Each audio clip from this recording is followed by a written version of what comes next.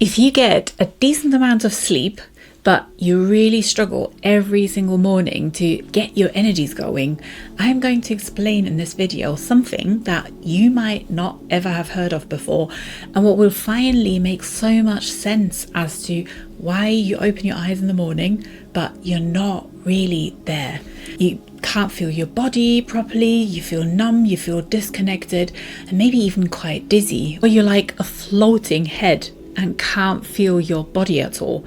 And you might feel confused why you physically can't make yourself move, even though you should, obviously. So before we dive right in, let me first reassure you, this is not laziness. You're in a freeze state, your nervous system's shutdown response. And the reason has nothing to do with hours of sleep or more self-discipline. It's about your dorsal vagal system, which is the oldest part of your nervous system, and that is still activated from yesterday's stress. So in the next 10 minutes, I'll show you exactly what freeze state is, why your body gets chronically stuck there, and the specific activation techniques that reconnect you to your body and bring you back online.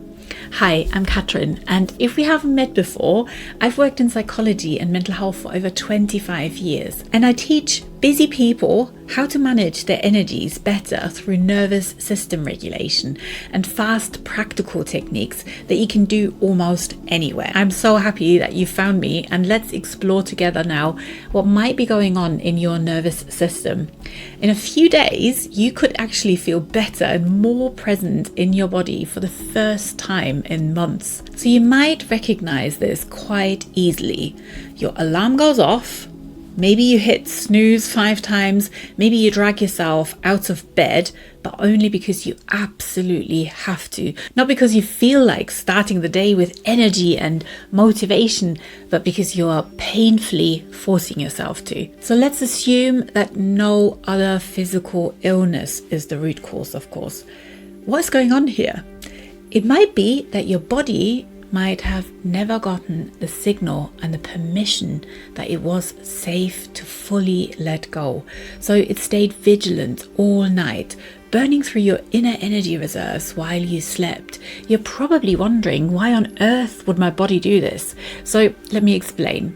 Freeze state is a biological survival response, and it has specific activation pathways out of it. The polyvagal theory, which was developed by Dr. Stephen Porges, maps exactly how your nervous system moves through states.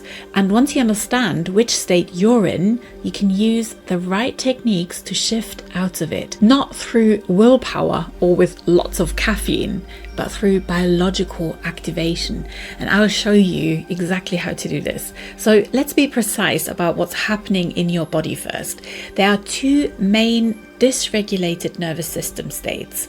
One I could just simply call overactivation, which is fight or flight, as you might have heard it before. That's where you're wired, where you're anxious, where you've got racing thoughts. Or underactivation, so that's the freeze and the shutdown mode. That's where you feel heavy, foggy, and really disconnected. So what's most important for us right now is that you are likely to stay in chronic underactivation and shutdown mode before you go to bed, during your sleep, and then even when you wake up. If this is the case for you, then it's really important that you avoid calming nervous system techniques that are only effective if you're overactivated. These methods would tell you to breathe deeply, meditate, ease gently into your day, and to get you focused. But if you're waking up in underactivation, those calming techniques make you even more shut down and even more disconnected and feeling numb and fatigued. If you're unsure, this is what underactivation looks like. You can't feel your body properly, you feel numb, you feel disconnected. Your hands and feet are cold because your blood is being pulled to the core. Your face just feels heavy, your expression is maybe quite flat. Physically, you can't make yourself move, literally. And you're almost like watching your entire morning from behind a glass. This has nothing to do with being or not being a morning person. This is your dorsal vagal system, your shutdown response, still activated from yesterday's stress. When you're stuck in this dorsal vagal freeze, your body is conserving energy by shutting down. It's like hibernation mode. Blood flow is reduced to your extremities, and that's why your hands and feet are feeling cold. And your interoception, your ability to feel your internal body, goes offline. Your capacity for connection and engagement completely shuts down. This is an ancient survival response and a protective response. So when a threat is too overwhelming to fight or flee from, mammals basically freeze, they play dead, shut down, and so do we. But this is where it can get really problematic for us humans. Your nervous system never gets the all clear signal because our modern stressors never quite stop. You might run through all your tasks for tomorrow in your mind and replay all the incidents and situations from the day, or you overwhelm and overstimulate your mind even more with endless screen time in the evening. So when you finally switch off your lights, your mind and your body are still in protective freeze mode all night, using valuable energy to maintain that vigilance. And therefore, you never quite rejuvenate your energies. And that's why you wake up, even after long hours of sleep, with still nothing left in the tank. There is no overnight magic cure to fix this, but there are quite a few things that can make a huge difference to you if you start doing them consistently. The key to transformation here is that this is a biological state that requires activation techniques in the morning, not more rest, and certain things to do before bedtime to give yourself a much better chance of deep restorative sleep. Honestly, I wish I would have known this years ago, and I'm so pleased to share these techniques with you so you don't have to spend any more time feeling rubbish in the mornings. Before I share the specific techniques, just a bit more on why your body gets stuck in freeze in the first place, so that will help you identify some of those root causes that we can sometimes minimize or even remove altogether. So the three main reasons are usually chronic stress overload. I know this is so annoying to hear, but hear me out.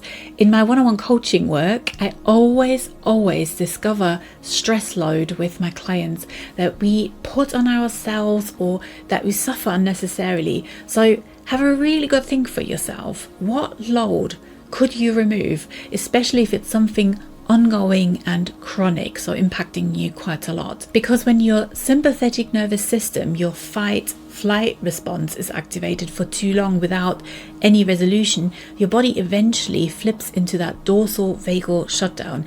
It's like a circuit breaker, and we can spend an enormous amount of energy on problems or things that don't actually have a solution, no matter how much we're trying to find one. So you can only maintain that high activation for so long, and then your system crashes. So think about your social connections, your relationships, for example.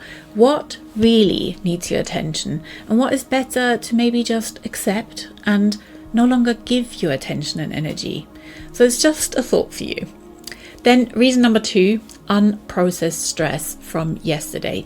If you went to bed without releasing the activation from the day, work stress, conflicts, worry, overwhelm, your body stays vigilant all night. It never gets that signal. The issues are sorted, we can rest now. So it burns through your energy reserves, maintaining low-level vigilance throughout, and you wake up even more fatigued. And by the way, there's a big difference between exhaustion and fatigue. Exhaustion is caused by intense activity that then leads to physical and mental tiredness, and this is usually relieved by rest and sleep. So that's not what we're talking about here. Fatigue is more ongoing, and you tend to never properly feel refreshed no matter how much you sleep. I'll show you some techniques in a moment to get you out of this again. But first, reason number 3 now, your learned pattern. If you've been waking up in freeze for months or years even, your nervous system has learned this as a pattern. Your nervous system almost doesn't know what it is like being outside of shutdown mode.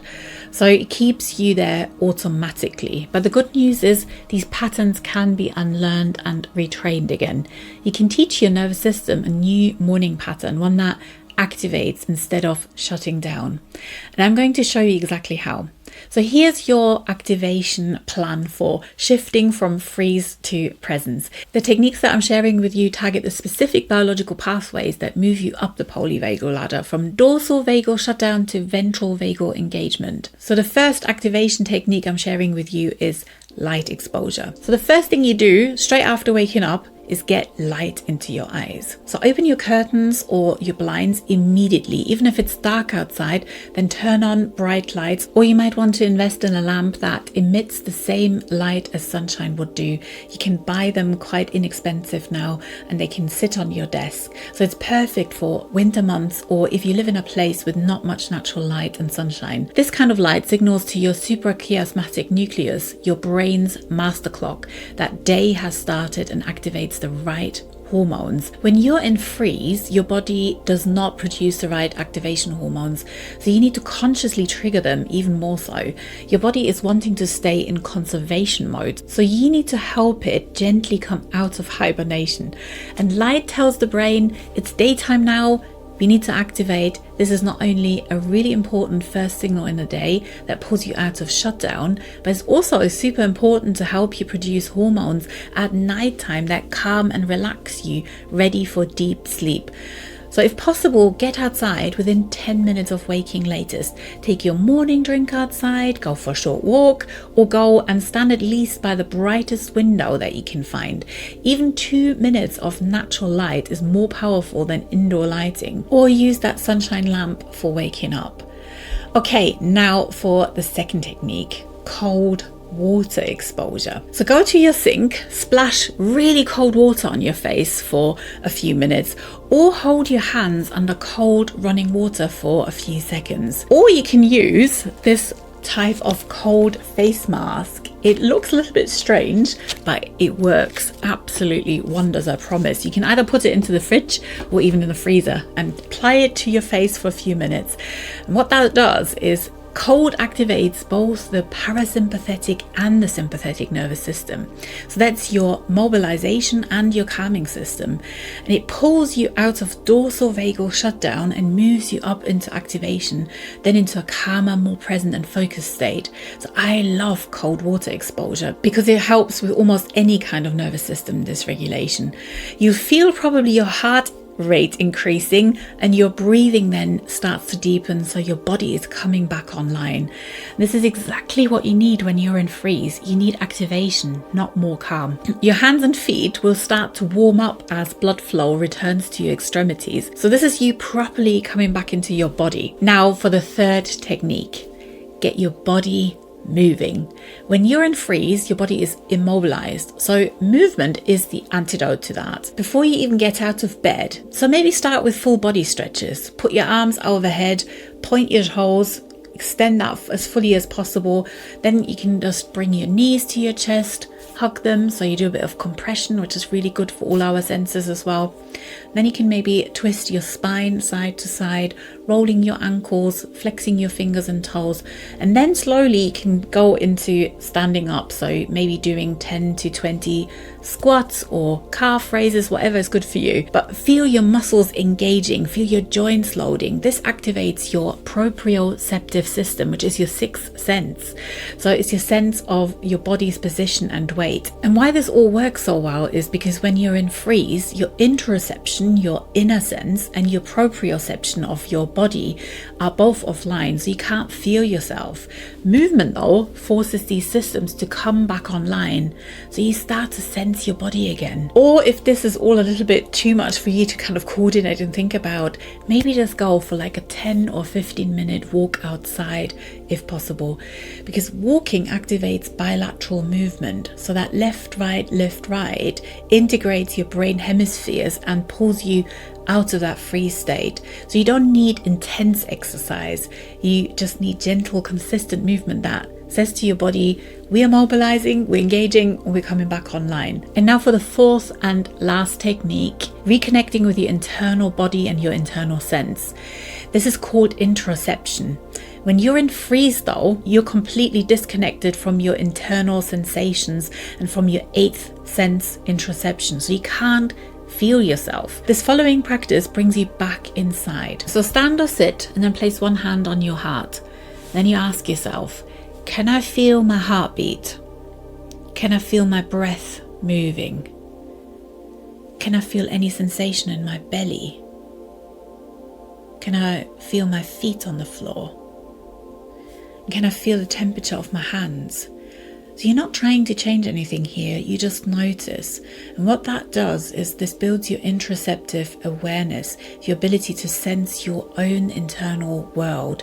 And interoception is the foundation of feeling present in your own body and in your own life. So the more you practice this, the faster you'll reconnect each morning. You cannot regulate what you cannot sense. So this practice helps you sense yourself again. And even if it feels a bit strange at first, just do it anyway. The activation comes from the action and the practice. So you need to do it to get the benefit. And over time, this then retrains your nervous system to wake up into connection instead of shutting down. So let me summarize this for you now. Immediately upon waking, use light. Open curtains, turn on the bright lights, and then get outside within 10 minutes if possible. Then you can add cold water, so splashing your face or holding your hands under cold water or taking a really freezing cold shower. This all activates your nervous system beautifully. Then movement as well, so add that maybe in. So maybe doing full stretches already before you get up in bed or afterwards, or maybe 10 to 20 squats or calf raises, or like I said earlier on, that walk outside for the bilateral movement is fantastic as well. And then maybe just a few minutes doing that interoception check, so hand on your heart, feeling your heartbeat, your breath, your body. And if you do these 4 steps every morning for 14 days, your nervous system will slowly but surely learn morning means activation, not shutdown.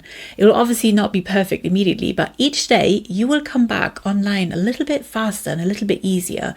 The goal is to move from that dorsal vagal freeze through sympathetic activation into ventral vagal engagement. So you're going from shutdown to mobilization to then really connected, wonderful feeling of presence. That's basically that path up that polyvagal ladder for you. The first mistake I often see is where people are just trying to ease for ages gently into the day, but when you're in freeze, gentle just keeps you stuck and frozen in that moment. You need a bit of that gentle activation actually. Mistake number 2 might be that you stay in that warm, dim, quiet space, but this perpetuates your shutdown. So you need light, cold, movement, sound, etc. You might not feel like it first, but go against your instincts here for a few days and you will start to feel the big difference, I promise you. Mistake number 3 I see is trying to do maybe too many things all at once. So maybe just try one of the techniques for 3 mornings first, then add another one for the next 3 days and so forth. Maybe pick the one that seems easiest for you first as well, so you really continue and stick with it consistently. And then just one last tip for you, you might still have these shutdown moments during the day and even at work. So these are a few office appropriate ways to activate yourself again. You could splash cold water on your face in the bathroom. You could go for a walking lunch instead of sitting down yet again. Take the stairs maybe instead of the elevator or the lift, or just take your break outside the office for more natural sunlight activation. One thing that I love is doing walking meetings, which is again really great for activation. Or you can maybe take even a moment of interoceptive reflection for yourself if you feel stressed or low any moment. So these are just a few ideas, but make them work for yourself, of course. So now you understand your freeze state and dorsal vagal shutdown a lot better. You know why and how your body gets stuck there, and you know what to do to activate yourself again and how to move up that polyvagal ladder. And if you'd like to get even better deep sleep and would like to do something before bedtime, there's a link below to a deep sleep meditation that I've created especially for sending your body the signals it's safe to let go and to go into proper rejuvenating sleep. So check that out if you want. So one thing we haven't covered yet is What if your morning tiredness isn't to do with your free state, but more with your genetic energy chronotype? So what if you're biologically programmed to be a night owl and society is literally forcing you to wake up hours before your body is ready? That's exactly what I cover in the next video. I leave the links to both videos in the description below. In this next one, I explain about your genetic energy patterns and how to work with your biology instead of fighting it. So click on that video now. I'll show you the chronotype science in really easy words and some super practical optimization strategies with it as well. So I'll see you in the next video. Until then, stay energized.